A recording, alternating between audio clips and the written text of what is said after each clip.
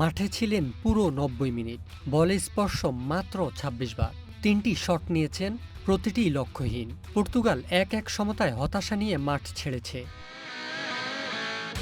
বিশ্বকাপে ডিআর কঙ্গোর বিপক্ষে ক্রিস্টিয়ানো রোনালদোর দিনটা একেবারেই বাজে কেটেছে। ষষ্ঠ বিশ্বকাপ খেলতে নামা রোনালদোর ফিটনেস নিয়ে প্রশ্ন না থাকলেও তার খেলায় আগের ধার আছে কিনা এমন প্রশ্ন ছিল বিশ্বকাপের আগে থেকেই। টুর্নামেন্টের প্রথম ম্যাচের পর সেই প্রশ্ন আরও জোরালো হয়েছে।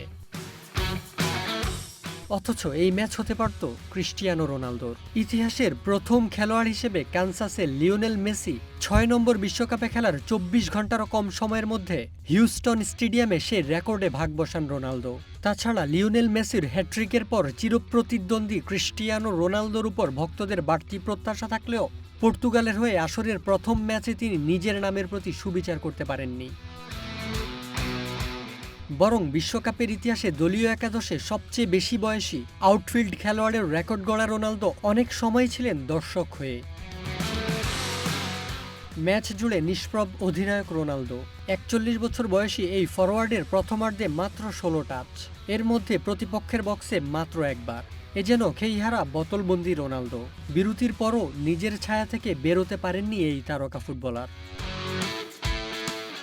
খেলা শেষে সামাজিক যোগাযোগ মাধ্যমে এই পর্তুগিজ অধিনায়ক জানান, আমরা এমন শুরু চাইনি, কিন্তু এটাই শেষ নয়। আমাদের মনোবল ধরে রাখতে হবে এবং পরের ম্যাচে মনোযোগ দিতে হবে। তবে ডিআর কঙ্গোর মিডফিল্ডার মুকাও বলেন, রোনালদোকে নিয়ে বিশেষ কোনো পরিকল্পনা ছিল না, সে আর আগের মতো নেই। এখানেই সব সমীকরণ বদলে গেছে। ডিআর কঙ্গোর বিপক্ষে ড্রয়ের ফলে গ্রুপ পর্বে পর্তুগালের এখন ঘুরে দাঁড়ানো বিগ চ্যালেঞ্জ।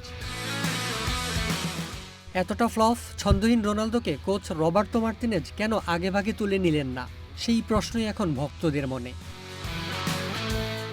মেহরাব অভি, ওয়ান ডিজিটাল ডেস্ক।